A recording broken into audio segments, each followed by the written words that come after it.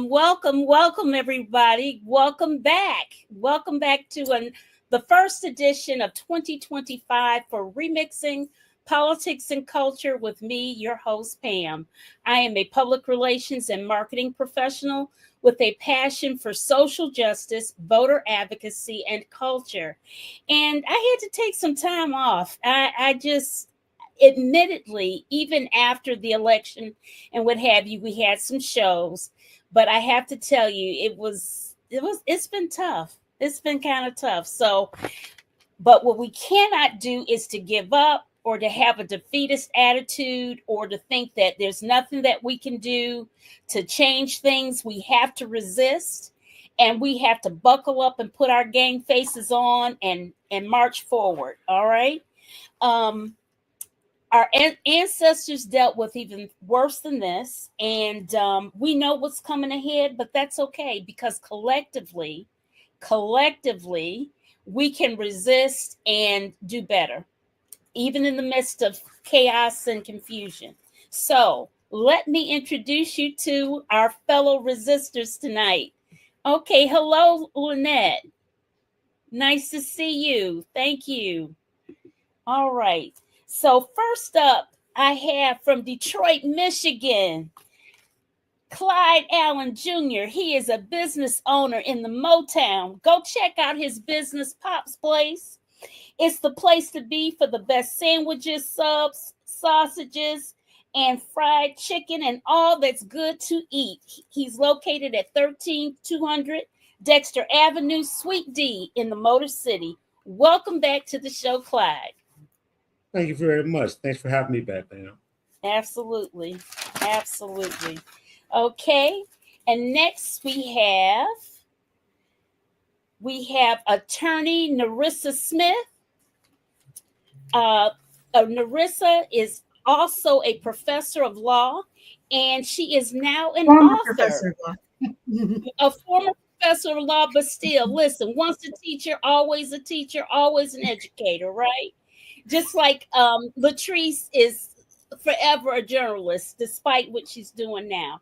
So Narissa has actually taught constitutional law, which is going to be important to our conversation.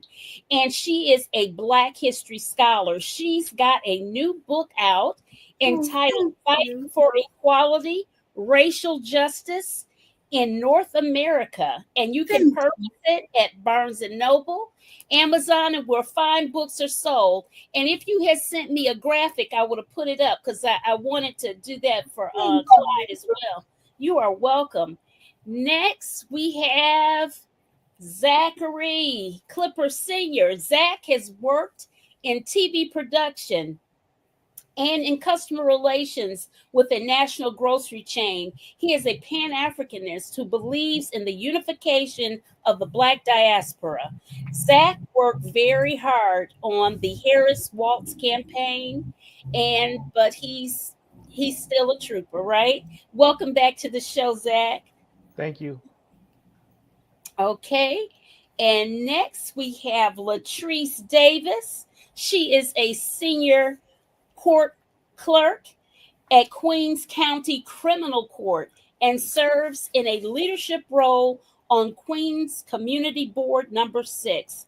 Latrice is a former journalist, but once a journalist, you're always a journalist, with the Associated Press. Welcome back to the show, Latrice. As always, it's a pleasure to be here. Thanks again. I look forward to the conversation tonight. All right. And next is my favorite Gen Zer and the youngest among the panelists, Greer Webb. Greer is currently a law student on full scholarship at Emory University School of Law. See, I know you guys, I can just ramble off stuff at the top of my head. There is nothing that Greer has not done in leadership. I'm just saying. Greer is a leader of the First Order, and he is a champion for youth and the underserved. So we're so thankful that he is in law school. I think you're in your second year now. That's right. His second year. Welcome back to the show, Greer. Thanks, Pam. So great to be on the show with all these wonderful people. Yeah. And here we have, last but not least, Renee Shaw. Renee is super Woman and Wonder Woman all rolled up into one, and you'll find out why. She is a certified doula in the state of New York. She is a staunch Democrat, having served on multiple campaigns, and has run for political office herself while living in the state of Texas. She's done all of this while being a mom of a couple of adult children and the mother of 7-year-old triplets. I don't know how. I don't know how she's done it. That's why she's Superwoman and Wonder Woman all into one. Thanks so much for coming back to the show, Renee. Thank you, Pam, for having me, and I'm so glad to be here with everyone else. You know how we do it, Pam. We just do it. We just do it. That's what you tell me all the time. You just do it, right? Oh, wow. So we've got a lot of people who are saying hello. All right. Hey, Alicia. Oh, Marshall. Hey, Marshall. Let's see. Loretta. Hello, everyone. John Champion. Hey, John. Just John. Hey, Just John. She is one of our attorney friends here. Okay, guys. Let's first topic up for discussion. Let us speak life about the Biden-Harris legacy. Who wants to go first?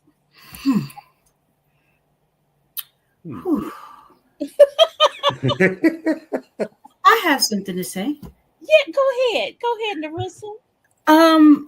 The thing that I want to say about both of them is that the thing that came to me, and it's going to seem like it has nothing to do with this, but I promise it does, is the movie White Men Can't Jump. I think that most of us should remember that one. It's with Woody Harrelson and Wesley Snipes. And they're basketball players who hustle people, on the courts of LA. But Rosie Perez is Woody Harrelson's girlfriend. And she says, sometimes when you win, you lose. And sometimes when you lose, you really win, right? And sometimes it goes into more of a comedic thing. But that quote kind of popped out to me.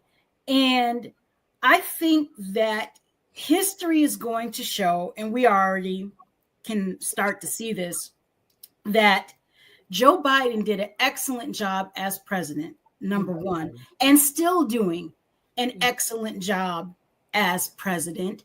And just, the letting all of the people off of death row, except for the people who committed hate crimes. I thought that was genius. Like, no, Dylan, you gonna stay your little happy self right there on death row. And then it was basically like daring Trump, like, yeah, give a commutation or a pardon to the guy that, destroyed a Black church and families.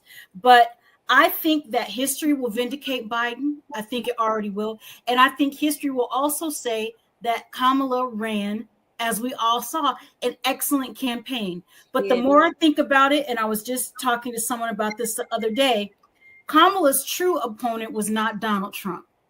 Kamala's true opponent, or opponents, I should say, were three things that history has proven are very difficult to beat, especially if you have to fight all of them at once: racism, sexism, and media bias.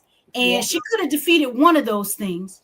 She could have maybe defeated two of those things, but three of those things all together, the road just wasn't there. And if you look at the numbers that have come out, where she lost numbers compared to Biden, it's almost all men. Yeah. And that is something that we need to really be concerned about and thinking about going forward, because from what I've been seeing since the election, that's a problem that's going to continue to deepen. Mm-hmm. Yeah, I think that's a great point. If I could jump in here, I think it's important to just run the record, right? I was jotting down some notes as I was reflecting over these past 4 years. The Biden-Harris administration strengthened the economy. They created jobs. That's a fact. They invested, or did their very best to invest, in public education. Another fact. They supported healthcare workers and quality healthcare. Remember, coming on the backs of the COVID-19 pandemic.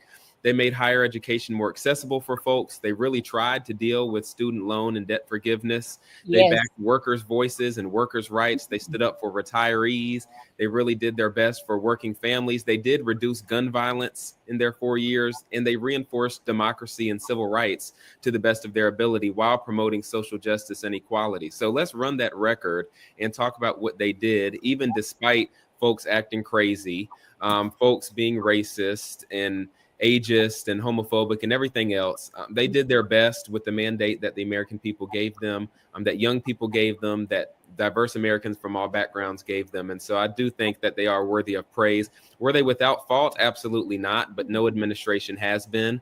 Right. And so, as you said at the top of the show, Pam, just in concluding, we can't have a defeatist attitude about all of this. Let's praise their administration and recommit to fighting for justice and civil rights in this next administration, even though we know that's not a priority of theirs. Right, right. Anybody else? Yeah, I think that go ahead, Zachary. I think that he'll be seen as a transformational president. Mm-hmm. And one thing we have to remember is that the American Rescue Plan hasn't fully been implemented. And what's going to happen over the next couple of years is Donald Trump is going to try to take credit for a lot of the good things that's going to happen. Another thing is one of their biggest flaws was they didn't know how to promote themselves. You know, they just thought doing the work was enough when they should have been, you know, promoting themselves just like Donald Trump promotes everything. They should have been promoting, we did this, we've done that, and etc. And another thing we shouldn't forget is that he confirmed 39 Black female judges. Yeah, right. Absolutely. He did. I think Trump confirmed maybe, I don't even know if he had one or two in his first term. I don't even know if he had that many. I think he had that. Well, I think history is going to be kind to Biden. I think, like most elected officials, he did the best he could with the hand he was dealt. As I've said on your show numerous times, I think the Democratic Party set a dangerous precedent by casting him aside in the summer the way they did. But I think history will be kind to Biden. As far as what lies ahead for Harris, I read chatter about her possibly running for governor in 2026. I don't know if that's what she wants. I think the $1 million question is, would she run again? Should she run again? Woo. I'm gonna leave that hot potato alone, but I mean, I have read things along those lines. Mm-hmm. Clyde, what you think? Okay. Oh, no. They did some good stuff. They did some good stuff, and he's going to be remembered for it because, as Zachary said, down the road, it's about to be a lot of good stuff happening, and your boy will definitely take credit for it. That's what he does. That's who he is, you know. And just hope he can't roll back a bunch of stuff. That's all. That's my only hope, is that he can't get in there and just start taking stuff apart. What he did for the student loans was absolutely incredible. Mm-hmm. And, you know, I'm sure he wanted to go further, but, you know, I accept what he did. Mm-hmm. Renee? Well, I'll say that I agree with everybody, all the panelists. The only thing I'm going to say is, like, yes, history is going to prove to everybody that President Biden and Kamala Harris was the best administration in almost the best administration in our history. However, the problem with history is that it takes 10 or 20 years for people to really read the history. And the problem with it now is that even if we could get it in history books, is that too many states are taking out historical facts that are important for young people to know. Young people need to know this in order to go on to be educated voters, to understand why it's important to vote, why it's important to pick your local government, all the way up to the top of a ticket, to the national ticket. They don't understand that. Civics is not taught in schools. I'm sorry. Used to be. It's not now. Yeah. We need to implement it has to start with education, and education is population. If we don't do that, it's going to be an uphill battle all the time for the Democrats. Now, the other thing the Democrats have to learn is messaging. They're listening to the DC people. They're not listening to the ground. They need to know how to go to the ground, to listen to people on the ground, to tell them what they want and how they should message it to reach all these different people in our party. We're not a monolithic party like the GOP. Unfortunately, we don't vote to just, make sure the Democrats win. We all want something. Is this one tugging this way? Is this one tugging that way? This one's, what about my rights? What about that right? So it's difficult to message, but we're going to have to learn that. And we're going to have to go lockstep, just like the GOP does, just like the MAGAs do. They vote based on culture, white privilege. Period. Point blank. They vote like they have something to lose, and we got to start doing the same thing. There you go. And so they're just like, hey, regardless of whether I'm poor, middle class, or whatever, what I got over the rest of y'all in the Democratic Party, I'm white. I'm male. I get to make some choices. And so that's what we're going against. And until we realize that and get on the ground and talk to people in our party and, independents as well, we're going to have this struggle, and it's going to be work. But I, as Kamala Harris, I love hard work. Mm-hmm. Yeah. And the kids in Florida, I don't know what those kids are going to do, because they're already doing it to them. They're already changing the books and changing all the curriculum and everything. So, and how do they expect those kids to do well in other places if they don't know the basics? They don't know the history. Well, Mr. If you don't Allen, know history, you're bound to repeat it. Mr. Allen, I would say this. Those are the kids that need to understand that their vote matters. The only way it's going to change is if when they're 18, they get out there and vote to make that change. And I think enough of them are underground who are reading the restricted books list. They're smart. We just have to push them as this generation, other adults, to push them. Read these books, regardless of what your school says. Read them. They know they're doing it. They're going underground and reading these books. So they'll get educated. We just have to support them and get them out there and tell them to go register them to vote. And then we have to do a little more pushing, unfortunately. But that's how it's going to be. It is hard work. Well, I think one thing we need to do is, I think when you look at this past election cycle, the Democratic Party was focused on trying to convert MAGA voters. And I think that's a mistake. I think we should have put our energy towards those who aren't voting at all, those who sat out this election. Yeah. Because I think those are the people that we need to reach more than anything. I'm the kind of person, and again, I'm just speaking for myself. Just like I can meet you where you are, I can leave you where you are. And the MAGA people have shown themselves time and again who they are. So it's like, okay, I'm not going to waste my time trying to have a civil discussion with you when you've made it clear you're not interested in what I have to say. You're not interested in in acknowledging my humanity. Like, I'm just not going to flog myself like that. So I think we need to focus on those who sat out this election, because I think that's one of the reasons Harris lost. Not to say, I don't want to say she didn't run a good campaign, but she did make some mistakes. That was one of them. Another mistake I think she made was aligning herself with Liz Cheney and Adam Kinzinger. Yes, I'm glad. Don't get me wrong. I'm glad they had their come to Jesus moment on January 6, 2021. Mm-hmm. But if you look at their voting record, when they were in Congress, most of the time they voted lockstep with Trump. Yeah. So they're not allies. What it is, like, and this goes to messaging, which has already been mentioned. What they don't like about Trump is that he says the quiet parts out loud. That's the only thing that differentiates them from him. So I think Harris made a mistake aligning herself with them, thinking, "Oh, I'm going to convert MAGA people and convince MAGA followers into supporting me," and that did not happen. There's a whole bunch I would like to say, but I do want to hear from the other guests. Yeah, I would just say, to push back on that a little bit, I don't think she was reaching out to MAGA. I think she was reaching out to the folks in the Republican Party who were like the never Trumpers and the folks who can see the writing on the wall as to what we're about to be going through for the next 4 years.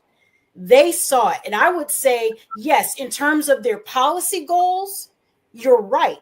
But what they said, and I heard Adam Kinzinger say this several times and Liz Cheney too, we disagree with Kamala on, you know, a lot of policy issues, but our big issue is democracy and protecting this democracy. And we want somebody in there who's going to respect the rule of law. And I don't think that that was necessarily a mistake to try to give an olive branch to those people, because the conventional wisdom in running a campaign is that you win with the middle. And Kamala did win the independent voters. And that's huge. And in any normal election cycle, I think that would have been enough to take it over the top. But where I think you're right, Latrice, and I love the fact that we're always on together. I think we're like a package deal now. Always on, Latrice is on. But where I think that Latrice is right is the people who didn't show up. Yeah. And I think there's a couple of reasons for that. Yeah. One is our media environment. The movie I keep thinking, I know y'all like this, y'all don't even watch movies, but Jordan Peele's Nope. And this is one that I thought about a lot because I read this headline from The Atlantic. This is way before Biden stepped down. And it said, you know, Biden's quiet competence might cost him the election. And I was like, since when is being competent a liability?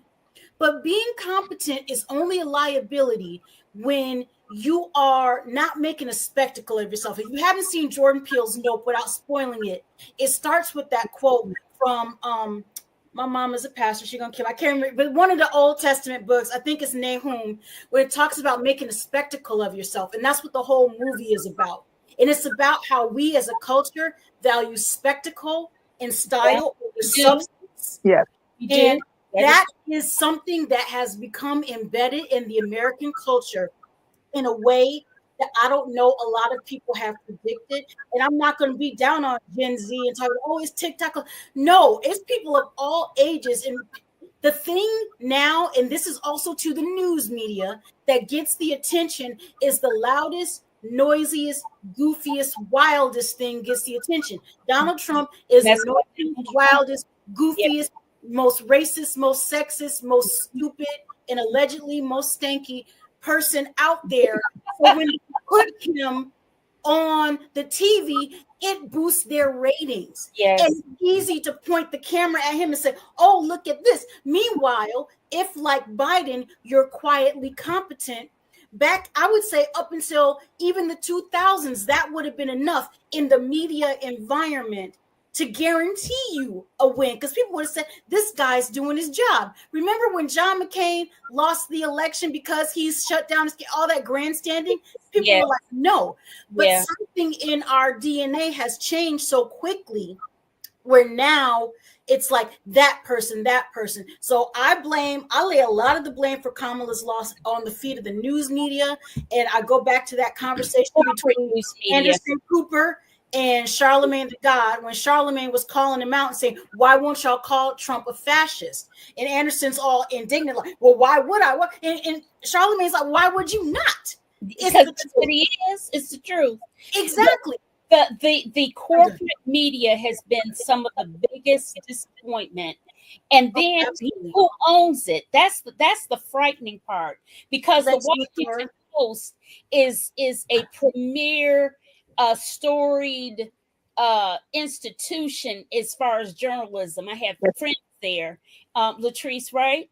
But the thing is, you know, for those who are into journalism history like I am, and I've had conversations with my buddies on Facebook about this, how knowing what I know, I'm sad but not surprised at what's playing out right now. More than 40 years ago, Ben Badikian wrote a book called The Media Monopoly, which was about the concentration of media ownership. And it's only gotten worse. Yeah. So mind you, if you used to go read the book now, it's 40 plus years old. And the media landscape has only gotten worse. There's like, I was born and raised in New York. We had multiple newspapers. All of that's been decimated now. Newsday, Daily News, those newspapers are shells of their former selves. Same could be said for a lot of papers that are still around, assuming that if they haven't gone under and folded entirely. Yeah. And one of the things I wanted to point out, wanted to talk about in my neck of the woods was Judge Merchan's decision on Friday to give Trump an unconditional discharge. I don't agree with that. Like the Democratic Party casting Biden aside in late July, I think the judge's unconditional discharge sets a terrible precedent.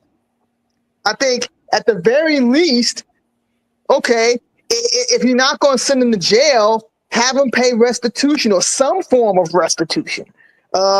Okay, the mandatory surcharges and court fees are, pocket change, but I think at the very least he should have been ordered to pay some kind of restitution.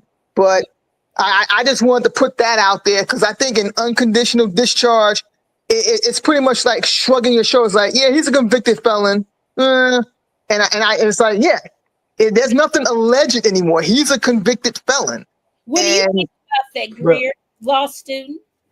I have a lot of thoughts. I'll try and be brief. I'll also just point our attention to the comments for a second. And I think this is true and goes back to one of the points that the panelists made earlier, that not to the same magnitude, but just like all of the accomplishments that Jimmy Carter had before Reagan took office, Trump is going to take credit for these accomplishments that Biden has created. I think that's a good point. I think young people see that. Going back to Ms. Renee's point from earlier down in Florida, we do understand that folks are trying to take away our history, and young people have a long way to go. But as a member of Gen Z, I'll elevate us a little bit and say, I just remember about a year or so ago now, Al Sharpton and Ben Crump were down in Florida, and there were many young activists and organizers saying, hey, we know that our history is being taken away and stolen out from under our noses. We aren't a fan of this. We're going to our school board meetings and speaking up.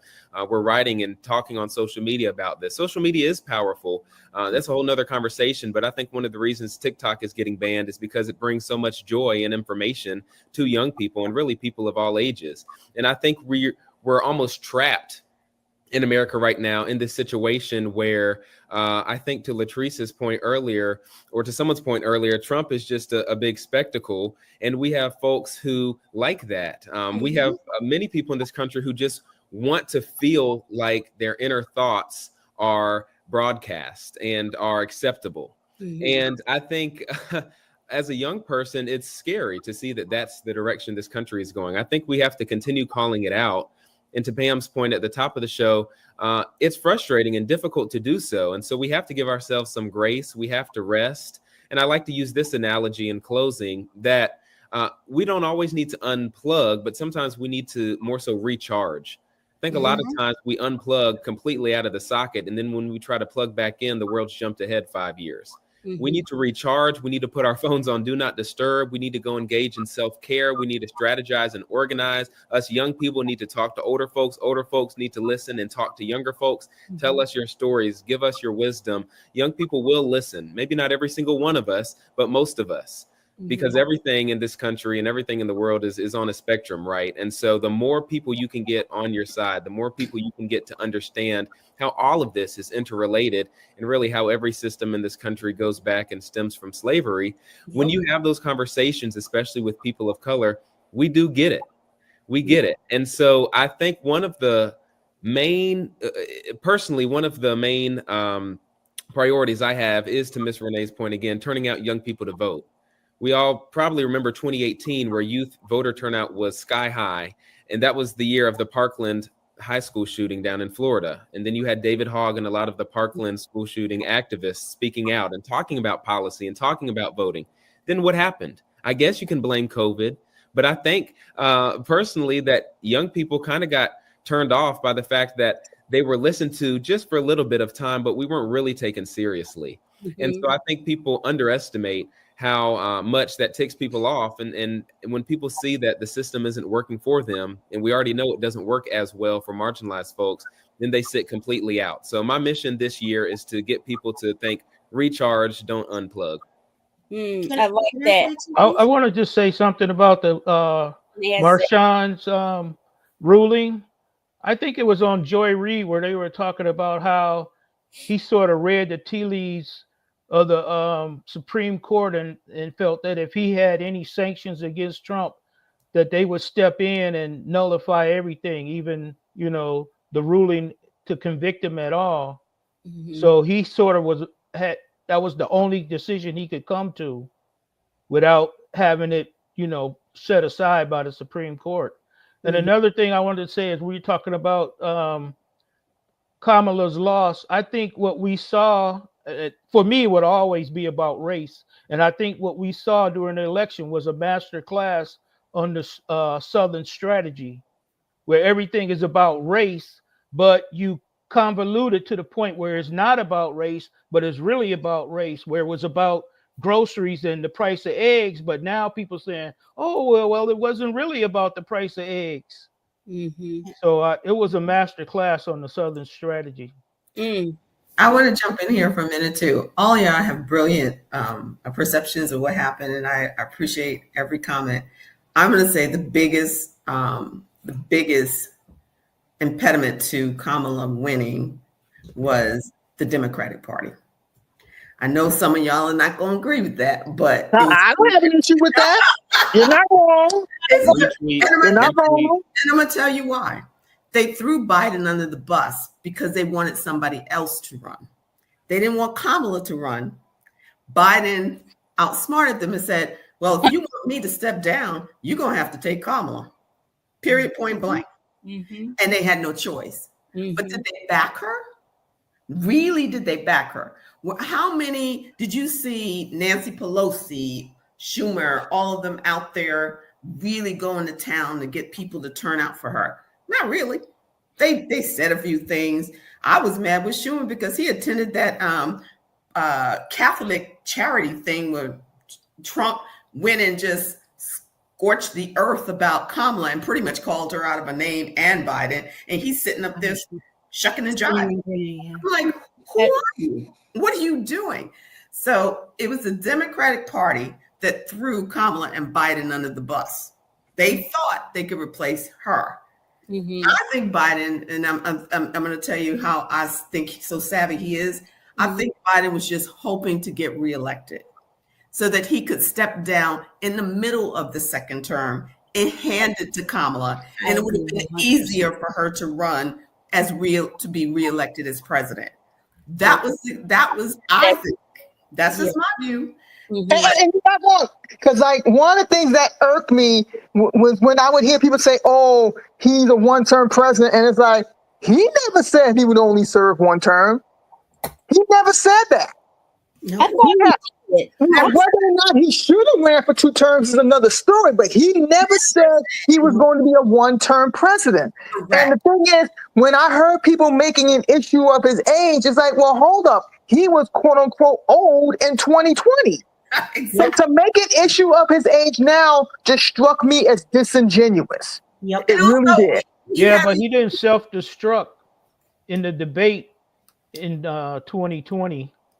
Well, that was the biggest downfall. But if I can, though, I'm sorry, I know I'm jumping in, but there was somebody, I can't remember if it was Jon Stewart or if it was Rachel Maddow, but they listed the number of negative stories about Biden and the debate versus stories about Trump in his conviction, which leads me back to saying this media environment is toxic. And if we're going to have any hope of taking back the Senate in 2028 or taking back the House in 2026 or taking back the House in 2026, assuming God willing that we will have elections and that the whole country won't have elections. Yeah. Okay. But seriously, what we have to do is look at the media. And I want to quickly go back to what Greer was saying, just 2 quick points that I feel like, especially when we talk about young folks, and I feel strongly about this because I have a lot of young folks in my life. I have a daughter that's a little bit, also a Gen Zer, we talk about these things. And this also goes to why people didn't show up. And I tell people say, well, the Russians interfered in 2016. Like, you only read the headline. This is what the interference was. They weren't messing with your ballots. They were sending out chat bots, and they were doing all of these things. And they were like talking about Hillary, says predators and all this stuff. You can read it in the Miami Herald. I did not make this up. There are farms of chatbots in Russia and other places. And did you notice that there's social media around the election? You would see similar comments, negative comments about Kamala on almost any YouTube, Facebook story about her that was public facing. So young folks who mainly get their news from those sources, and because of the changes that Mr. Allen and other folks talked about the school system don't have, and Latrice, critical thinking skills, they think, well, maybe a lot of people think this, I don't know, and they take these comments to heart, not realizing even if they were American, their opinion is just somebody's opinion, but it's some Russian bot somewhere, doing this. So we have to increase we have to increase folks' awareness of the environment and where they're getting their news from. But that also goes to literacy is all about.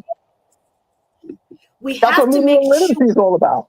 Yeah, exactly. But I'm not even talking about media literacy. We need media literacy, but we also need civic literacy, right? And civic awareness. If I hear one more person, going back to what I believe Zach mentioned about it, if I hear one more person say that the president is responsible for the price of eggs, gas, or anything else, it's like I feel like that lady in that commercial, like that's not how any of this works, because it's not how any of this works. Correct. We all know that though.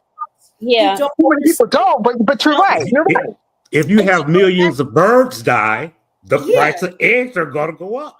Exactly. And then going back to the final thing I want to say about what Greer was saying, I think a lot of young folks too, especially if you're voting for the first time and you're getting involved, and this is where history comes in too, right? If you don't understand that, especially for folks of color, women, LGBT folks, with any marginalized group, bad things happen fast. Bad things happen at lightning speed. Good things take forever. And I like to tell people from 1955, the time when Rosa Parks, December 1st, refused to sit down on that bus, and it took them a year to desegregate the buses. It took them another 8 years to get the Civil Rights Act of 1964. It took over a decade. That is something that we have to think about, and that's where knowing history helps us understand. Like Pam, you invoke the ancestors. If you understood everything that our ancestors went through and fought for, there is no way you would not be out there every single day trying to make sure that you did something to make sure that we don't make all their sacrifices in vain. And we cannot. And let's get on to another topic, because we'll be here till Jesus come back. Okay. Hey, Pam, he's coming back soon, the way we messing things up in this country. I know, and listen, I have pictures and everything, but listen, let's talk a little bit about President Jimmy Carter. His passing, I believe, had most Americans, I think, in their feelings a bit, because the juxtaposition between a Jimmy Carter and what's about to come into office, it's so night and day. You're kind of wondering, is this the same country? What is this? I mean, because Jimmy Carter was all that is good and noble, and they treated him so bad. Why is that? So bad. And all of that. They treated him so bad. Yeah, and then I was a kid when he was president, but I do remember, he got a very rough shellacking, and he was treated badly, but he redeemed. He was vindicated outside in his post presidency. He is like with the solar, like installing the solar panels on the White House roof. Why was he so good and noble? What did you know? Why he was so good and noble? Why? Because he didn't grow up in Plains, Georgia. He grew up in a little town outside of Plains, Georgia, that was predominantly black, and he was raised by black people. Yeah, he was in a documentary, and he talked about how he slept on a pallet in a black family's home and all this stuff, and that's where he learned manners and morals and all these things. Yeah, his town was only 24% white. Right. Everybody else was black. He said all his friends were black growing up. Interesting. And why is it that we're just learning about that now? Because I don't ever remember hearing that backstory when he was president and stuff. I don't remember that. That is true. Right. Yeah. Along I mean, with I'm in asking the same for boat as you, the Pam. black Like, guy I to knew he sleep grew with up in him a small town, in the but I Navy. wasn't aware of everything the gentleman just said. The stuff the gentleman just said is news to me. But hey, you learn Yeah, something new every it's day. kind of hard to believe, but I saw the documentary where I did too. President Carter was saying it, that how he was raised, how he slept on a pallet in their home, and when it got cold, he named a woman by name. He said she would let me move my pallet closer to the fireplace and all these things. Uh-huh. So, you know, a lot of things happen in history that we don't know because, you know, I wasn't aware of all the massacres that happened in America. You know, you hear about Rosewind and Tulsa, but there's so Rosewood, many yeah. other massacres. Why didn't we hear about it? Because it's something America didn't want us to know, just like they didn't want to know us to know about his growing up, Right. because it would have turned off a lot of those people in Georgia who actually voted for him. Mm-hmm. Right. And just to jump in here, Pam, I know we cut you off a little bit, but not only is Mr. Zachary correct that President Carter mentioned that himself in some documentaries and autobiographies, I believe, but Ambassador Andrew Young mentioned it during his state funeral the other day. Mm-hmm. And I'm down here in Atlanta, Georgia, and that was mind-blowing to me that he grew up in a majority Black town. I believe Andrew Young told the story about how he talked to Jimmy Carter about his upbringing, about who he knew. And Jimmy Carter actually was friends with the racist sheriff down there. And Andrew Young was taken aback. But then in the next sentence, Jimmy Carter said, but I'm also friends with a bunch of these, named a bunch of Black folks down there that Andrew Young knew or knew of. And this gave President Carter some credibility. I mean, he didn't come from much, and he came from a majority Black town. And so he understood to an extent, obviously he wasn't Black, that struggle, and that people he knew struggled in ways that were different from his struggle. And so I think that made him actually more effective than anyone gives him credit for. And of course, we know now that Ronald Reagan came in and took a bunch of the credit. But again, to Mr. Zachary's point, it's frustrating that in this country, uniquely, we have to wait until people die or until massacres happen to learn the truth. So big ups to President Jimmy Carter. I have much respect for him, and the folks of Atlanta and Georgia really seem to like him, especially now that we're learning so much more about his background and the way that he really did his best in that time to look out for Black folks. Yeah. I mean, not that I think President is passing, but I'm glad he made his transition while Biden was still in office. Because I would hate to think, let's say Carter passed away at the end of this month, when you know who is in the White House. I think the way Carter would have been sent off would have been very different. It would have been tainted. And I want to just quickly speak to Lee Young's comment that was just posted. I agree with your comment about economic literacy. I think that's important as well. Biden and Harris, they tried to address student loan debt. My only issue with their approach is that it doesn't get to the root of the problem. The reason so many people are in, student loan debt is not the principal, it's the interest rates. Mm-hmm. That's why they're in the predicament that they're in. But that's a whole nother conversation. So let's get back. That's a whole nother conversation. Yeah, let's get back. I got a question. Oh, yeah. Do y'all think, you guys think Michelle didn't come because she didn't want to sit next to Trump? Oh, 100%. I heard that too. 100%. Yeah, no, she told Barry that you on your own, homie. No, you on your own, baby. I'm not sitting next to that fool for 3 hours. For 3 hours. I want to jump back into President Carter for a minute. And what I want to say about President Carter, he's always been one of my favorite presidents. There's a handful that I have. Lyndon B. Johnson is one of them. Mm-hmm. Carter, of course, Obama. Biden is going to be at the top of the list. Abe Lincoln, because he did the Emancipation Proclamation thing. Mm-hmm. And it's just a handful of presidents that stand out to actually fight for social justice in some way, in some form.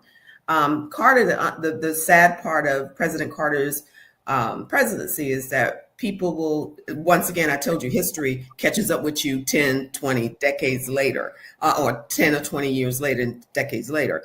So everybody is finding out this about Carter because nobody had any interest of knowing about him.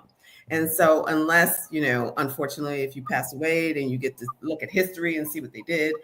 But also, Carter got a really bad rap about the release of the hostages in Iran. Yeah, he actually was the one that negotiated that. Yeah, he did. And they got released a few days after the election. Once again, it comes to Democrats and their messaging. Again, the Democrats let Trump, President Biden did a flawless job as being the president. Of course, he made some errors, but pretty much is an impeccable 4 years. What they didn't do was let President Biden be president. They let Trump run as a shadow president in the media. He was always up there talking. Who do you know can go visit with presidents and leaders of other countries while there is a president in office as if you're president? That's what they allowed you to do, and that's what the media does. The Democrats have got to get better at playing their game because it's a new game now. It's a new era. They've got to be out there talking now about 2026. And that's why I formed a private Facebook group called the Underground Blue People, so that we can start planning now, today, not tomorrow, before he gets in office, on which candidates we can flip in Congress, who we want to target and push out there and support and all of that. You have to start now. That's what the GOP best believe. They already got their people lined up. Absolutely. Oh, yeah. But I have to, I'm sorry, Ms. Pam, I didn't mean to cut you off. They're behind the 8 ball. We need to be more proactive. We can't let them run the narrative and be out there constantly talking and telling lies. We got to be out there like, hey, guess what this, everybody's afraid that Trump administration is going to take credit for all the things that Biden has done, like the CHIP Act and infrastructure and all of that. He's going to try. We can only do it if we let them. If we all these governors and mayors need to be out there talking about how it was the Biden administration that got your roads fixed. How it's the Biden administration that got you a 6-figure job working in a chips plant, because that's what they're starting people at, training them with no high school diploma. Right. And we got to do that. And that's to this point of why I even started this platform, is to educate people, because for one thing, many people are not newsaholics or just journalist buffs or just geeks or in the media like I am. And I read and watch everything. So it's some kind of way. I think there's a power in a democracy of your peers giving information and rehearing it. And so I ask everybody to share the videos. It's free, it's easy, so that we can keep doing that. We have to do something. This is not do something. And so if it ain't nothing but you all clicking the switch and subscribing to the channel and sharing the videos and information, that's what we have to do. We have to help ourselves do something, to do better than what we've been doing, period. That's right. And to your question at the beginning of the show, you asked, what are our forms of resistance? And I personally have 2 answers for that. One, my existence. The fact that, like, I celebrated my birthday last week, and as I wrote on my Facebook page, the fact that I'm still here after everything I've been through and what lies ahead, my existence is a form of resistance. And also, I was traveling. I don't know if I was going to work or coming from work, but I saw a woman with a handbag, and it said, "My joy is my resistance. My joy is a form of resistance." And I think when you saw the media stories, especially the bias stories attacking Harris about her laugh or what have you, hey, that's a form of joy. It's like you can't turn my frown, like you can't, mess with my smile. You can't take away my joy. Joy is a form of resistance. And I think, not to say that we got to be happy-go-lucky, like smiling and dancing, but like you said, we can't be defeatist. We got to put one foot in front of the other and keep going like Harriet Tubman did. And she said that. She kept going because she knew in her heart she couldn't stay where she was at. So we have to do the same. Okay. And in terms of messaging, I just want to say this real quick. Another mistake I think a lot of people made was they assumed that getting Harris into the White House would be the finish line. And it's like, no, that would have only been the starting point, because the question I raised with you several times, rhetorically, of course, was assuming that the Republicans kept the majority in the House and they regained the majority in the Senate, what was her plan for governing? I threw that out there numerous times. And this goes to what Renee is saying about, strategizing now for, making inroads in the House next year and, as well as in the Senate. You know, the thing is, these elected officials do have to answer to their voters. Right. If they're not bringing home the bacon, you know, their job is not permanent. So I think what we're seeing right now, like, and I saw a comment from Nikki Mayo that I just want to touch on real quick. Who's benefiting from the willful ignorance that has permeated society? Because that's what a lot of this is. It's willful ignorance. You can no longer say, especially with the rise of social media, you cannot get away with saying, I didn't know, no one told me. No, the information is out there. It's always been out there. If you really want to know, you have no shortage of sources. It doesn't have to just be the legacy outlets like Washington Post and New York Times. You have magazines, you have websites. I mean, like, the information is out there. So let me stop rambling. Well, yes and no, Latrice, because the thing about it is you got to take it all together. Yes, there's not just legacy media anymore. And I think that's good because technology, in order to do what we're doing right now, we would have had to all come down to somewhere in Durham and be in a station and do public access. Y'all remember like public access, TV shows? Like, so technology for those who are really old school. Yes, I remember those shows. But yet, at the same time, getting the information out there is still two things. I know I've been beating this drum, but you just mentioned about the people attacking Kamala for her laugh. That wasn't just Fox News and OAN and all those right-wing folks. That was coming from the NYT and WAPO and all of those folks too.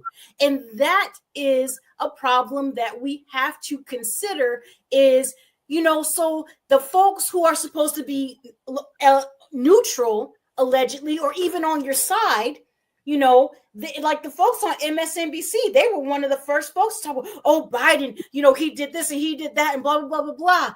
You know, oh, he's terrible. He's got to go. Like, it was the left media that came out with that first. But then, even if you get past that, even if the information is there, the information media is so saturated that for folks who don't know, it would be like me, I guess, trying to go shopping for something that I don't know anything about, right? I'm trying to think about something that I've never, like a diamond or something like that. I don't know a lot about jewelry. Jewelry is not my thing.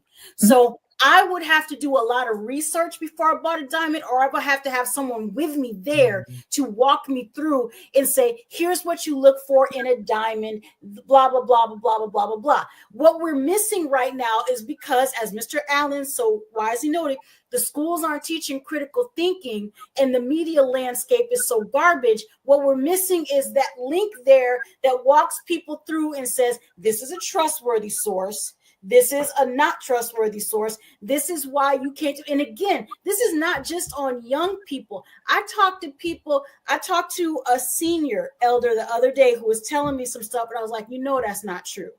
Right? It's like, okay, yeah. And people can do so much with deep fakes and AI now that it's easy for people to get distracted and think, well, that's true because I heard or so-and-so told me. And a lot of the most powerful things happen, like we hear it from our friends, or our friends share stuff with us. So going back to, again, what Latrice said, those folks who aren't voting, the thing I think the Democrats did miss out on is the Democrats for the past 20, 30 years, we're talking about middle class. Not since Bobby Kennedy have they been talking about the poor. Because I guarantee that a lot of the folks who didn't show up in that last election is folks who feel like, well, yeah, they legitimately feel, because I always read people for filth when they say this, and Miss Pam has heard me say this before, when they say there's no difference between the Democrats and Republicans. But if you are a Black person who's been living in poverty for more than one generation, there's a hell of a difference. Literally is true, because you've been living in the project since Bush was president. So you're like, yeah, ain't nothing going to change. My benefits might go up or down a little bit, but my life is going to be roughly the same. So I think, but that goes not so much to messaging as it goes to policy and policy focus. And but poverty means Blackness. So that's another issue. All right, we're going to switch subjects again, and we're going to talk about what is happening to our neighbors out west in California. The wildfires in California are just unbelievable. I'm glad you mentioned the wildfires because I saw a story in the Washington Post, I believe. They were trying to go. Latrice, let me finish. Oh, sorry. Please. Okay, so what I was going to say is that with these wildfires in California, the Republican narrative, okay, the Republican narrative has begun in full force. In full force, it's begun, and the finger pointing. There's been these massive attacks against Karen Bass, the mayor of LA. And the water is out, and this has happened, or whatever. Guys, if you've got fire infernos, tornadoes, and all of this kind of stuff, you ain't gonna get a whole lot of pressure on nothing. Things are gonna be messed up. So what do we think that we have to do? And I wanted to show some share a screen on this. Here it is. Okay, do you guys see it? Mm-hmm. Yes. I don't know if is that a fire tornado? It is a fire. What exactly?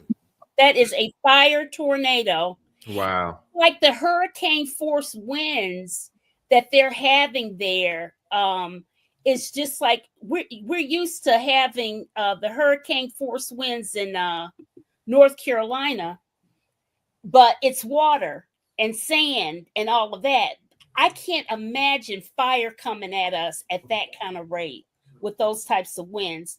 There's this place called Altadena where a dear friend of mine, and he's a PR man out of Altadena, California. I did not know. We learned the history on social media, and now the traditional media is talking about it, how it is a Black enclave of the middle class there in California, and it was one of the first where they didn't have to deal with redlining and stuff like that. So there was generational wealth being built there because people were able to move and build their homes, and several of those homes have been, many of them have been destroyed. My friend, ironically, his house is still standing, praise God. Wow. A building on his property has been burnt to the ground, and a tree within feet of his house was burnt to the ground.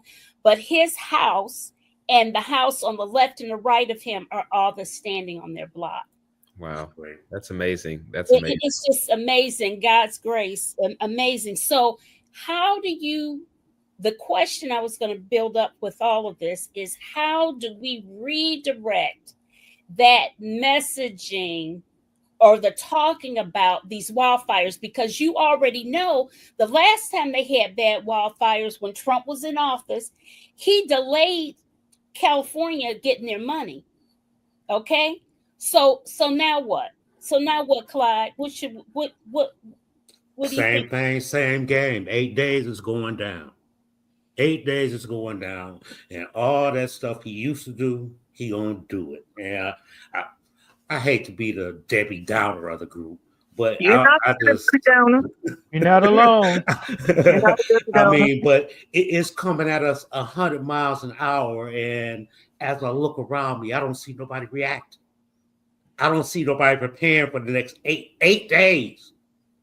And I think a lot of it, Brother Allen, is because people have accepted this defeatist attitude, right? Because this time Trump has all three branches. I personally, I've heard some folks who say, well, what really can I do? So I'm just going to sit back and protect me and mine.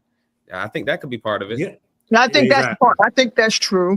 I was just going to say, I didn't mean to speak on top of you, Pam, but I'm so glad that you kind of read my mind, because I was going to mention, I saw a story, I think it was in the Washington Post, where Mayor Bass was being criticized, but then it was pointed out that when she negotiated contracts with the LA Fire Department, they got raises, they got an increase in funding. So it's like, hey, don't be so quick to throw her under the bus. And I was also reading there were earthquakes in San Francisco. This is some it's just I saw the tornado, the fire tornado, and then the earthquakes, and it's just it's insane what's going on in that state right now. But I just offer my empathy I did make a donation. I made a donation on Friday. It's not a lot, but it's something. And I think that's one thing I've always done is I'm a monthly donor to numerous organizations. I'm going to continue donating monthly. I'll continue serving on my community board. That's how I feel I can best make a difference in addition to existing, not being defeatist. Yeah, I mean, it's easy to feel overwhelmed by that, but then again, you wake up. That just getting to wake up in the morning is a gift, and so you use that. Right. Yeah. I think that's powerful. And just for folks listening in, Pam, if I could, I'm going to read the quote that you have on the screen. Yes, for those who may not be able to see. It says, "You may encounter many defeats, but you must not be defeated." And that's a quotation attributed to Maya Angelou, and the pictures of Maya Angelou and Coretta Scott King, I believe, sitting at a table together. And I just wanted to add quickly on to Latrice's point and say that, yes, I was just so moved by what Latrice just said. All of that on top of existing, right? On top of maintaining your joy, on top of maintaining connections to your family and your friends and your community. You have to, again, plug in, and you have to engage in self-care to be able to take it to the next level and do some of this deep, difficult strategizing. And so my heart does break. I'm just seeing everything going on out in California, specifically the fires. Pam, to your question directly, my response is, for all of his flaws, I thought Gavin Newsom did a good job and has done a good job of messaging for a long time. Even when he had that little debate with Ron DeSantis on Fox News, I mean, he ate him for lunch. And the way that he messages is just so direct and simple. I mean, they were asking him, oh, Republicans and Trump are blaming you and Karen Bass and the California Democrats for these fires. What do you have to say? And he said, A, it's not true. And B, Trump hasn't been out here yet. And President Biden made the time to stop by fire stations and speak to us, even as he was out here for his great-granddaughter's birth. Mm-hmm. And so redirect the conversation to the truth and to something that people can connect with. Mm-hmm. And I think that's where the Democrats really mess up. And I have this phrase that I say often, and it's just, we have to make politics personal. Mm-hmm. The root word of politics, POL, comes from the ancient Greek, which means of a people or of a citizenry. So when people are like, I'm not political, you don't do people? Are you a hermit? Like, what do you mean? We have to get back to messaging and allowing people to see themselves in these conversations. So saying, hey, that's not true. And actually, here's what's happening. And he was out here for a life event, the birth of a great-granddaughter, and still made time to figure out what the truth is. And we're going to do better in the future. Okay, nobody has been eating Gavin Newsom up for that response. But instead, some of these Democrats are playing oopsie daisy and, oh, they could have done better beforehand. This is not the time to say that they should have done better beforehand, A. And B, if they should have done better beforehand, that means it was before Karen Bass got there, because she just got there. So nobody is using their common sense. And I just will close with that. Yeah. If I could, real quick, when I hear people say, oh, I'm not political, you just have to remind them, you may not be political, but your landlord is. You may not be political, but your employer is. You may not be political, but your chances are your neighbor is, or, you know, your friend. Like, I always say, point that out. Their employer and their landlord is definitely political. I always say, my favorite saying to people who say, I'm not into politics, but you may not be into politics. Politics is into you. I say that same thing. If I could just say two things really quickly, the two words that haven't come up yet in this whole discussion about the wildfires is climate change. Yeah. And all of this is happening, and the horrible hurricane season that we had here in North Carolina, all of this is happening because we have not dealt with climate change. But that also has to do with the money in politics. And that's why a lot of things aren't happening that need to be happening, because of the gas and oil lobby. But I just want to throw out the words climate change, just to make sure that I know we're all on the same page, but just wanted to make sure I said it. But the second thing, to go to what Mr. Allen was saying about you haven't heard people saying things, I can only speak, well, for the spaces that I'm in, but I can say that myself and other Black women in particular, because I'm in a lot of spaces where Black women talk about politics and other things. And there has pretty much been both the spoken and unspoken agreement that we're not broadcasting anything until it's time for action. We are watching and we are waiting. It's not defeatist. I feel a lot of things, but weirdly after the election, I did not feel like defeated. I think part of it too also is we know that it's about to get bad, but we don't know exactly what's about to happen. So we don't want to expend a lot of energy on the worrying about what could happen. But trust and believe, once it starts to go down, we'll be ready. And there are people who are waiting in the wings, ready to do things, but just even though I don't like him at all, as Lil Wayne said, real G's move in silence like lasagna. So that's what we're doing. So just because you haven't heard about it doesn't mean it's not happening. Mm-hmm. Well, I want to agree with Clyde that in 8 days, I think America's about to enter the twilight zone. And I think by the time Donald Trump says I do, they're going to have the mass deportation buses already filled. Trust me. It's going to come 100 miles an hour. Yeah. And while they got you looking at something that you think is bad, they're going to be really doing something bad around the corner. I want to throw this out, though. It's going to take time for all of these things to happen. That's the other thing. Trump is going to say, please, if no one hears anything else I say, and I'm sorry, I know I cut you off a little bit, Mr. Allen, I apologize, but no worries. He can say a lot of stuff, but there's very little he can do. Right. The president under the Constitution has very limited power. If we had more time in the show, I would give y'all my DC superhero. Part of the January 6th rioters. But here's the thing. He can do that because that's one of his powers. But there's only a handful of them. But there are a lot of things. He's going to try to deport folks.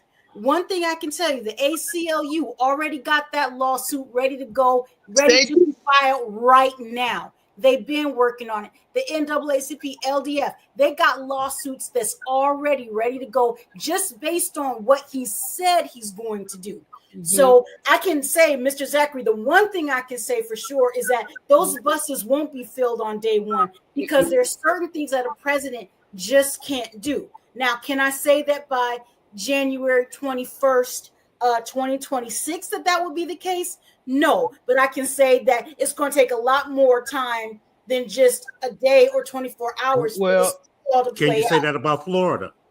I'm sorry, what about Florida? Can you say that? Can you say that about Florida? Because the Sanchez to put them people on the bus and send their butts right across the bridge. But that's different though, because those people were already under his jurisdiction. All he did was move them to another state because they were already under they weren't under ICE jurisdiction, if I remember correctly, but they were under the jurisdiction of the Florida police. That's completely different than what Trump is talking about. DeSantis sent them from Florida to Massachusetts or wherever, trying to make a point about how liberals don't care because it's not in their backyard, whatever. You don't think that DeSantis is going to take the chance to say Trump said do this, so we can ready to do this now? There's still courts, and there's still something called due process. Well, so if someone came to your house today and arrested you, they don't put you in, they can put you in jail, right? Depending on what they accuse you of. But you have, within 48 hours, you have the right to have a hearing and an arraignment, to know what the charges are, to have a bail hearing, all of this stuff. It's due process. It has to happen. If they're talking about folks being deported, there's a process that has to happen for every individual person.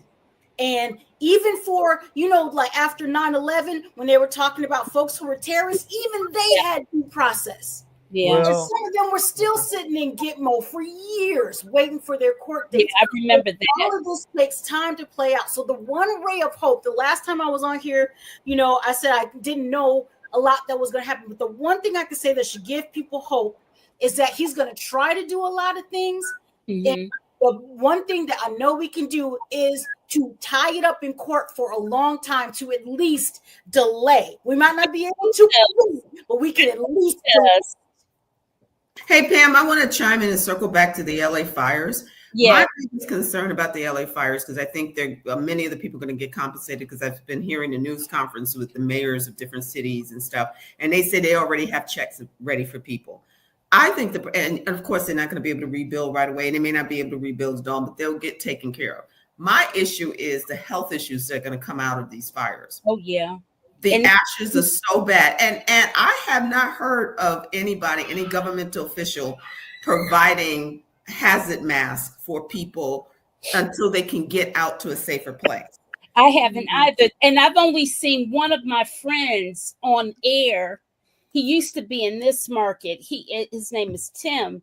He had on a mask, and he had on the eye mask and a nose mask. It was clear. And he was reporting the news out in LA. And I told him, I said, Tim, you got to keep that mask on 24/7. And so many of the reporters are just going out there and stuff. And I mean, all of that plastic. I mean, it's awful. It's just awful. You need a respirator mask. Yeah. Correct. That little Right. one, that ain't gonna do nothing. You need a respirator. Yeah, the COVID mask are not gonna work. No. I know. I was watching CNN the other day. I don't watch it much anymore, but I was watching CNN, and Anderson Cooper took his stuff off, and I was just yelling, like, dude, turn around. Do you see what's right behind you? Why are you trying to be an OG right now? Like, this stuff is serious. But I agree. I wanted to circle back to what Attorney Smith was saying, but I think Mr. Zachary was trying to get in there about some of his concerns with what Trump is going to do on all these issues right after he gets sworn in. I just wanted to say what the good attorney said was true in normal times, but when we enter the twilight zone, we're going to have a man that's already been confirmed above the law. And even though there's due process and stuff, when they fill those buses up, they're going to run them straight across the border before anybody could say anything. And I guarantee you, the man already has said, that Holman guy or whatever his name is, has already said they're going to hit the ground running, and it's going to happen on the first day as a show to the base. And that's my concern, and I think that's a good point, just in dovetailing with what Attorney Smith said. It will take time, but again, going back to what I said earlier, President Obama called it the okie doke, I think. And I think folks need to not get bamboozled this time, because the Republicans have all three branches of government.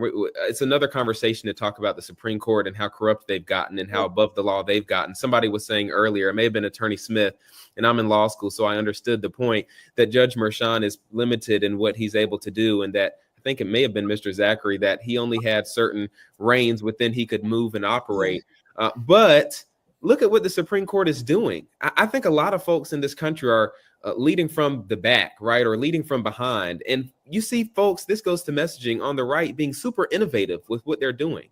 But yet Democrats always say, oh, we're constrained by this or that. And I'm, again, in law school, so I understand the rule of law, but we've got to get creative. There's no law against being creative in seeking justice. What do we think the civil rights folks were doing? Were they not being creative in seeking justice? And so I think there's a difference, just for the lay folk out there, between doing something illegal and getting creative. And so I'm worried about, on the one hand, the Republicans having all three branches of government. And I'm also worried, and this may have been another topic, Pam, so excuse me if I'm jumping the gun, but with these people that Trump is trying to get confirmed for his cabinet, I'm worried about the people he's surrounding himself with, and I think they're even crazier than before. So I'll be quiet. Cash Patel, man. Yeah. When it comes to his cabinet, remember, they don't have to be competent; they just have to be loyal. Yeah, exactly. And there's not going to be a General Milley in there this time who's going to say, "Oh no, you're not," and because he learned that, he doesn't appreciate. There are some people, like the people that I roll with, my friends, is always like, we don't do the whole yes man, yes woman thing. Some people don't value that, though. They only want people around them who will be that yes man, that yes woman. Trump is one of those people. Right. And he learned that the first time, and he's not going to make that mistake again. And we see that with who he has appointed. But I will say this. I don't mean to say that we won't see abuses. Please don't get me wrong. I just don't want people to think that he's like this all-powerful guy who can snap his fingers and make certain things happen. He can snap his fingers and release those J6 guys. Unfortunately, that he can do. There's a couple other things he can snap his fingers and do. But I really want us to focus on the fact that he doesn't have all the power. Unfortunately, Congress has all the power. And right now, they're mostly run by the Republican Party. But let's look at the good side. Now, I am by nature an optimist, so I'm finally getting my optimism back. So let's look at it. Mike Johnson's majority in the House, and they control the budget and everything, is razor thin. Razor thin. Right. And that's one thing. Second thing, for all we've been talking about messaging, See, this is the other thing. We somehow have this idea that the Democrats are horrible with messaging. They're really not. Again, it's the media landscape. If you listen to Fox News all day and you listen in the truck and listen to conservative talk radio all day, you're getting all their talking points. The problem with the people who vote Democratic tend to pop in, pop out. They're not plugged into that, live factory 24/7. So they're getting that. But we also have to remember that there are still governors, right? There's still federalism until the Supreme Court gets rid of that. So there's the governors and the mayors are going to be very important over these next 4 years. And I've been telling people, I'll say it publicly, if you are a Black person or a woman who cares about your reproductive rights, you might want to think, and I did say this on the last time, you might want to think about moving to a state that has a Democratic governor if you're really concerned about things, because that will give you an extra layer of protection. There's no guarantees in this, but it's just an extra layer. And the last thing that I wanted to say, again, we talk about messaging, but everything that we're seeing with the Republican takeover of the Supreme Court, all of this stuff, this didn't happen overnight. They worked to get rid of Roe for almost 50 years. And every single time that there was an election, when they lost, they weren't like, oh, Clinton won, I'm never going to vote Republican again. Oh, Obama won, I'm never. They were like, we're going to be slow and steady. Slow and steady wins the race. We're going to keep our eye on the prize and remember what we're going for. And because they had that goal, they weren't deterred from it. If I were to say the one thing the Democrats need something more akin to what the Black Panthers had in the 60s, like a 10-point program. Say, this is what we're going to do, and we're not going to stop until we get these things. Something that any kindergartner could recite. If there's any messaging issue, it's that, so that whenever people get discouraged, they don't just give up and say, I'm not voting next time because I didn't get what I wanted. Okay. Maybe they can. Maybe instead of Project 2025, they can call it Project Staying Alive, because it's going to get tougher. Right. That's exactly right. But when you have a guy that's good night, everyone. Night. But you got a guy that's punking the world. You got a guy that the world is treating as president. He just punked the prime minister into quitting. No, that was probably already going to happen, though. That didn't have anything. I don't think that had anything to do with Trump. Trudeau's been in trouble for a minute. Yeah, he has been, but I hate the optics. He didn't want to deal with the tariffs of it. He don't want to deal with Trump dogging him out all the time. Trump got that man out of office. No, I think he's already in trouble in this country. Mm-hmm. If Trump drops the tariffs on him, then he's really in trouble. He's not staying around dealing with that. He probably could have handled, okay, yeah, my guy did just quit, and yeah, everybody's kind of pissed, but I can make a couple of moves and get them back in order. But if Trump make him his enemy, who wants to deal with that? I do think, and this is interesting, Pam, guide us if we're getting off track, but I think how world leaders respond to Trump's presidency is going to be interesting. I think the president of Mexico, I believe it's their first woman president. She's a boss. She's a badass. And this whole Gulf of America crap that Trump wants to turn the Gulf of Mexico into, she cut that down and made a little joke about it. And so I wonder how world leaders are going to stand up to Trump this time. I don't know whether or not he got Trudeau out of there. I'm sure that didn't help Trudeau want to stick around. But I think it's important to note that America is a country that operates in the globe. And so how our relationships are going to change with our allies and adversaries, if at all, is something that I'm looking out for as Trump gets sworn into office here in 8 days. Hey, Sam, I want to say something quick about when we were talking about something great about Biden and Kamala Harris. Biden has been the best international president ever. Yeah. Mm-hmm. NATO is the strongest it's ever been. And a few months ago, he had this meeting with all the NATO leaders, and he's got some stuff in the background that we don't know about. Biden has tried to fortify this country, fortify NATO as best he could before he leaves to retire. Mm-hmm. I believe they got a plan in place to hang tight, and they're going to all stay strong, regardless of what Trumpster does, to make sure that they keep the alliance together until we can flip the Congress in 2026. I also believe that, and that Ukraine is going to hang on a little bit longer because Biden smartly got them billions of dollars to approve to protect them before he goes. So he's like, here's billions of dollars. Even some Republicans are going to give you some more money, and you hang in there for 2 more years. You did before when he was in office. So just hang in there, people. Biden is a boss. He really is a boss. He is. I got to show y'all this because this is something funny that I think is on our side. And that's why I think that things aren't, you know what? I always believe God got a ram in the bush. And this is an interesting ram in the bush here. Here it is. This is the lucky sauce right here. The fight between the maggots. Steve said, I will do anything to keep Elon Musk out of the White House. I will have Elon Musk run out of here by Inauguration Day, Bannon told the Italian Daily, and it's in Italian, so I won't try to read it this week.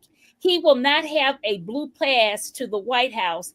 He will not have full access to the White House. He will be like any other person. Now, how he plans on doing that, I don't know, but they are not happy with Elon. And they're not happy with I got so much popcorn. I'm buying stock in popcorn. I'm waiting for this show. The MAGAs versus the Elonics. Also, remember I talked about that razor thin congressional margin? Yes. The other thing is, again, we talk about their messaging. They fight all the time. When George W. was president, he had the majority. They spent so much time fighting. They didn't get their Social Security stuff done. Right. Same thing happened during Trump's first term. So when he had a Republican majority, they're going to spend so much time fighting amongst themselves that if Hakeem and the soldiers and AOC, if they can hold it together for 2 years with our support, I would be surprised if they're going to get some things passed that are going to give us pause, but they're going to have a hard time getting some other big things done. If security and all that kind of stuff, and Medicaid and all that, Affordable Health Care Act. I really believe that they're going to be fighting because they are really, I'm telling you, they are really mad at each other. It's quite interesting. They're mad at Vivek Ramaswamy too, because he said that white people can't do these jobs, and that's why we bring Indian folks and folks from other countries in here. Now the white folks said, "You're done." I haven't seen a tweet from that dude in like months. No, I mean, he said y'all don't raise your kids right. Do you remember? Hey guys, do y'all remember the Tea Party? Yeah. What happened to them? That's because they be fighting, and Steve Bannon and all those people, they're gone because they destroyed each other. That's what's going to happen to the Elonics and the MAGAs. They're going to annihilate one another. And, we just have to remember that, again, going back to history, patience, if you study history, patience really is a virtue, but you have to have a plan and a goal to work toward. And if we can remember, as Black folks, we should always know what our goal is. So if we can just remember to be patient and hold on to each other and lift each other up during these times, that's going to be so important, is just to keep an eye on each other and, keep in contact with each other and do support, because we're going to need a lot of that. And there's going to be some really dark times, and some folks are going to be deported. Yeah. And, depending on how far they go, some folks who are citizens could be denaturalized, depending on how far they go. So we're going to have to really close ranks around one another, especially in the Black community, communities of color. We got to embrace. And when I say embrace, I don't mean just embrace the people who go to the same church as you, or even who don't go to church, or who are Muslim, or who gay or lesbian. We got to embrace everybody, because that's the only way we win. Right. Their biggest, best tactic, talking about messaging, is pitting us against ourselves. Right. And if we can just ignore that, like, nope, that's my brother, I got him. That's my sister, I got her. That's it in the story. Then we will be fine through 2026, 2028 and beyond. But if we get caught up in, I know it's not true, but if we get caught up in the Willie Lynch of it all, then this is going to be a very hard 4 years. And Attorney Smith, I'm going to circle around positive just like you. I'm going to give y'all two things that I want y'all to check out. Reverend Barber is amazing. Yeah, he North Carolina. Yeah, he's amazing. He's got this group called Poor People's, I think it's Poor People's Alliance. Campaign. He is amazing. I think it's the Democrats that supported him and latched on. They could have used his ground work and his ground level work and have churned out more poor people who probably didn't vote to vote, and that might have made some of a difference. But he's amazing. The other thing I'm going to share with you guys, and I think everybody should look at, and I don't care what color you are, I think everybody can benefit from this. Dr. Joy DeGruy, she wrote, she is amazing. She has written a book called Slavery Traumatic, Post-Traumatic Slavery Syndrome. And she talks about it on the level of how it affected enslaved people, but as well white people, and why they are still doing the things that they're doing and why they feel like they're not the same as their ancestors, because they switched the game up and they conditioned their generational people to treat us pretty much the same way, but just in a more modern time. So it's not genetic, it's generational trauma for both white people and Black people, but different. That we're perpetrated as the victim all the time. We're treated as, the ones that get the bad end of the stick. The white people also learn how to disassociate themselves from being bad people by the things that they learn and carry on. It's an amazing read. She has a video out that she did a lecture in 2008. It's amazing. It was 2008, and we're still dealing with that now. 2008 is an hour and 20 minutes long. I think it's worth an hour and 20 minutes of people's time just to listen to her talk. She's amazing. Yeah, what's her name again? Yeah, could you give Joy DeGruy, and it's DEGRUY. Thank you. It's called Post-Traumatic Slavery Syndrome. She's even written a book. So you can get the audio book if you want and just listen to it while you do something else. She's just amazing. That's awesome. That's awesome. Thank you for that plug. And I guess I'll kind of chime in here with some of my closing positive thoughts. You mentioned church a second ago, Attorney Smith. I think faith plays a big role in how we're all going to get through 2025, whatever your faith is. But have faith in something, even if it's just your family, friends, or your community. We've got to keep the faith. We have to have hope. And hope is, that first step. But we do have to strategize and organize. And so don't hear me as saying that we don't need to plan. But I think oftentimes, especially for Black folks, when we're tired, we can lean on our faith. We can lean on our community and our family and friends. And so don't count out the power of that. I'll also say that one of my favorite scriptures these days says that the earth is the Lord's and the fullness thereof. And so when we see all of this fire, where we see all of this massive and extreme disasters in the form of hurricanes and tornadoes and others, understand that it is important that we each take care of this earth, right? Climate change and global warming are real. Attorney Smith mentioned that earlier. And so we can each do our part to make sure we're caring for our communities, picking up trash. There are simple things we can do that really do make a large difference. And then I'll end by saying, I always choose a word of the year. And this year I chose the word live, L-I-V-E. And I went down to definition 8 of Merriam-Webster. So see, Gen Z still looks at dictionaries. I'm down on definition 8 of Merriam-Webster's dictionary, which says life or living is to have a life rich in experience. And so I think that's something I'm leaning into. I want to have a rich experience this year, even with all of the uncertainty and anxiety that's going to come. And so I think other young people are with me. We're going to live this year. And so, hey, maybe I'll go trademark that project Staying Alive, because that's what I plan to do. Thank you, Pam. That's right. That's right. That's all right. Well, listen, guys, I have enjoyed you. And